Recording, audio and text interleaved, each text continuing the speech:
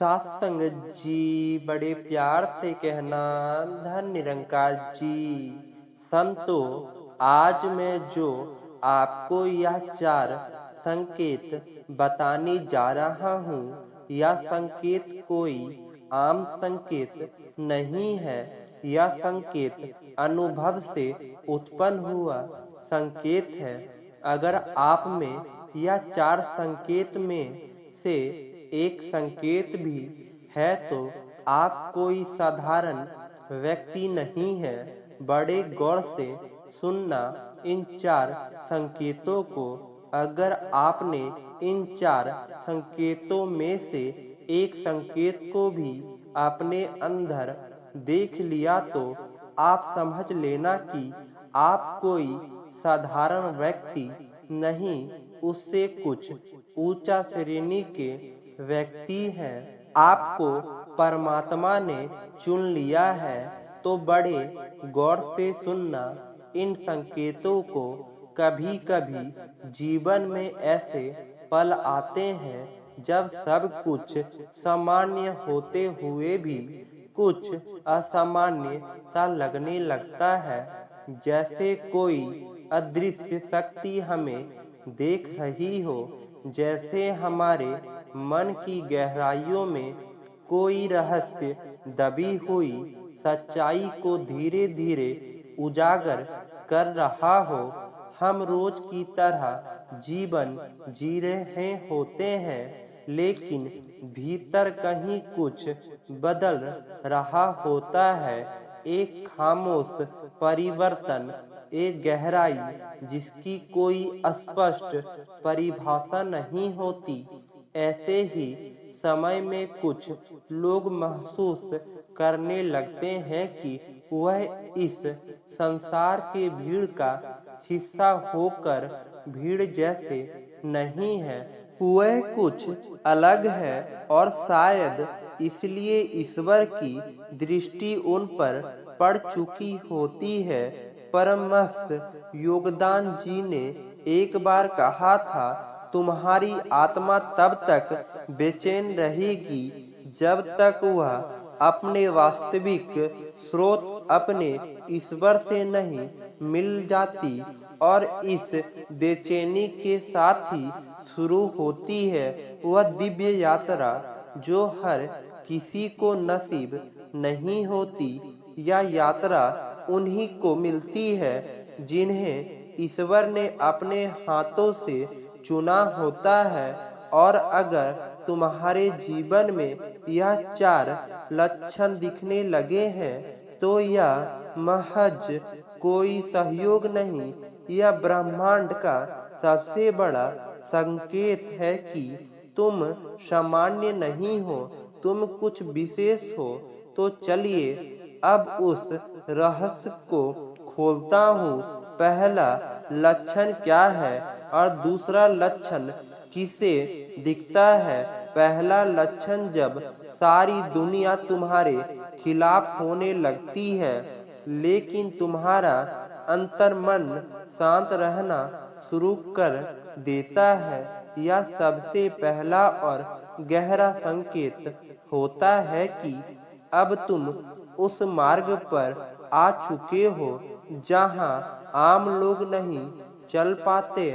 जीवन के हर मोड़ पर तुम्हें ऐसा लगेगा कि लोग तुम्हें गलत समझ रहे हैं, वह तुम्हारी बातों को नहीं समझ पाएंगे, तुम्हारे फैसलों पर हंसेंगे, तुम्हारे अकेलेपन को कमजोरी समझेंगे और शायद वह यह भी कहे कि तू बदल गया है।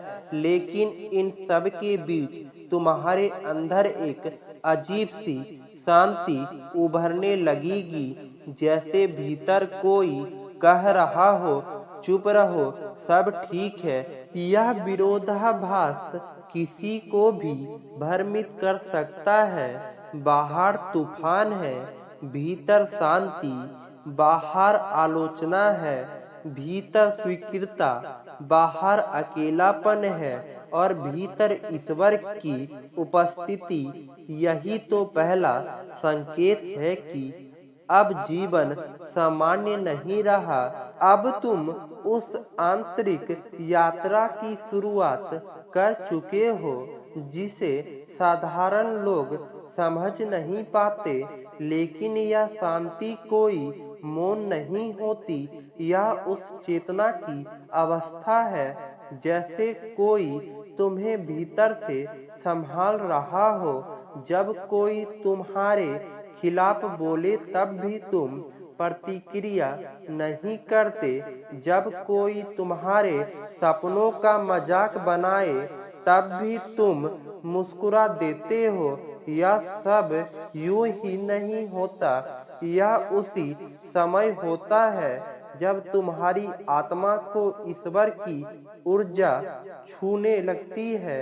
और एक बार जो व्यक्ति इस अवस्था में पहुंच जाता है संतो, तो फिर वह पीछे नहीं मुड़ता। यह वह क्षण है जो महान योगियों, सन्यासियों और सच्चे साधकों में दिखाया गया है। महावीर हो, बुद्ध हो या फिर स्वयं योगदान जी हो, जब वह आध्यात्मिक मार्ग पर चले तो सबसे पहले उन्होंने यही झेला।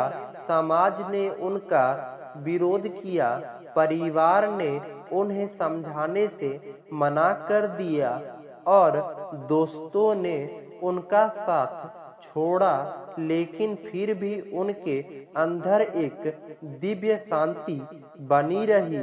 यह वही शांति थी जो ईश्वर का संकेत बनकर आई थी।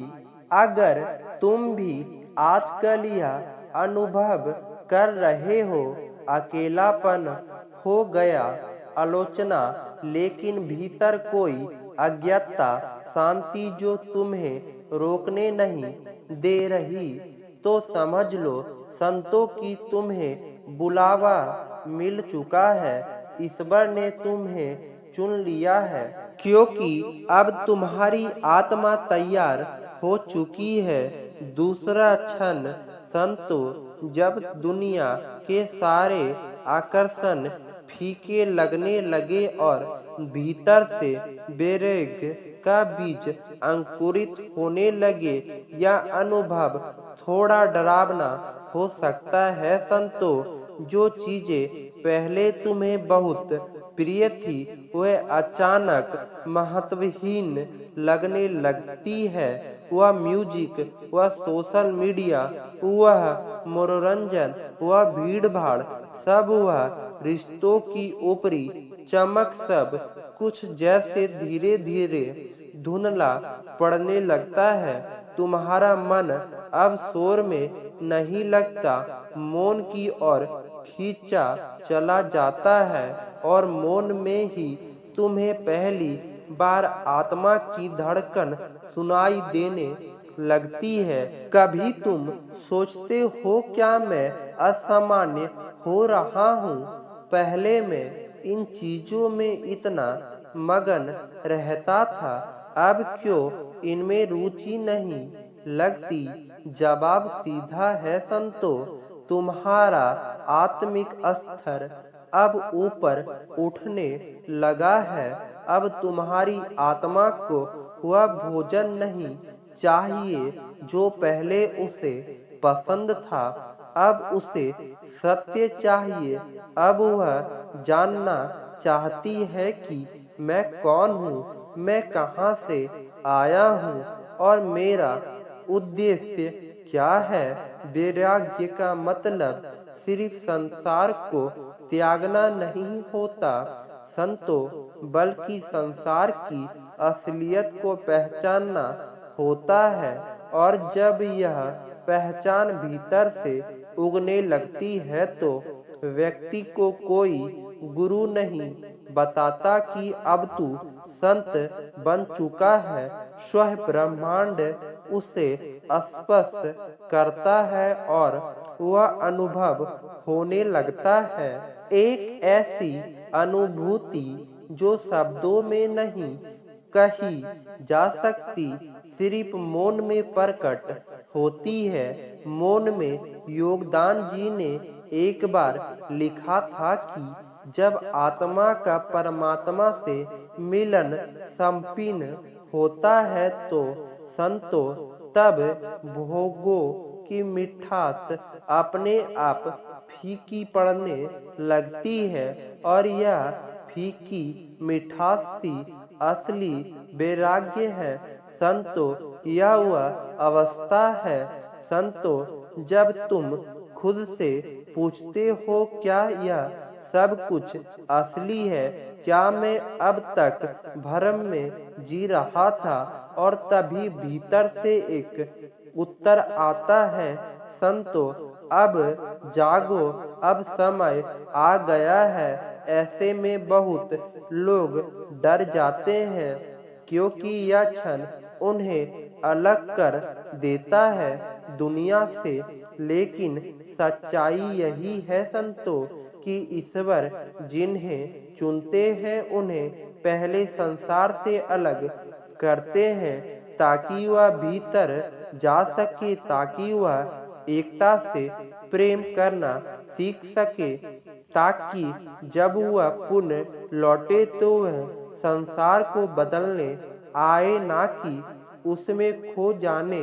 अगर आपको भी लगता है कि अब किसी चीज में मन नहीं लगता, वह जोश वह उत्साह अब नहीं रही, अब केवल मौन अच्छा लगता है संतो, तो फिर किताबें, ध्यान, एकता और आध्यात्मिक चिंता अगर यही सब तुम्हें खींच रहा है संतो तो जान लो यह सहयोग नहीं है, यह वैराग्य तुम्हारे भीतर यूं ही नहीं आया संतो, यह साक्षात ईश्वर का बुलावा है। तीसरा लक्षण जब जीवन में बिना किसी चेतावनी के सब कुछ बदलने लगता है, यह वह समय होता है संतो जब आपकी दुनिया जैसे पलट जाती है। वह रिश्ते जो कभी आत्मा से गहरे लगने लगते थे एक एक कर आपसे दूर होने लगते हैं। जिन लोगों के बिना एक समय पर आप सोच भी नहीं सकते थे वह अचानक आपको अजनबी जैसे लगने लगते हैं। कुछ अपने तो ऐसे बर्ताव करने लगते हैं संतो जैसे मानो आप उनके जीवन में कभी थे ही नहीं। और सबसे आश्चर्य की बात यह होती है संतों की इन सब के लिए आपने कुछ भी नहीं किया होता है, ना कोई लड़ाई ना कोई विवाद, फिर भी जीवन ऐसे करवट लेता है संतो कि सब कुछ छूटता चला जाता है। शुरुआत में इस बदलाव को समझना बहुत कठिन होता है संतो। दिल बार बार पूछता है ऐसा क्यों हो रहा है, क्या मैंने कुछ गलत किया।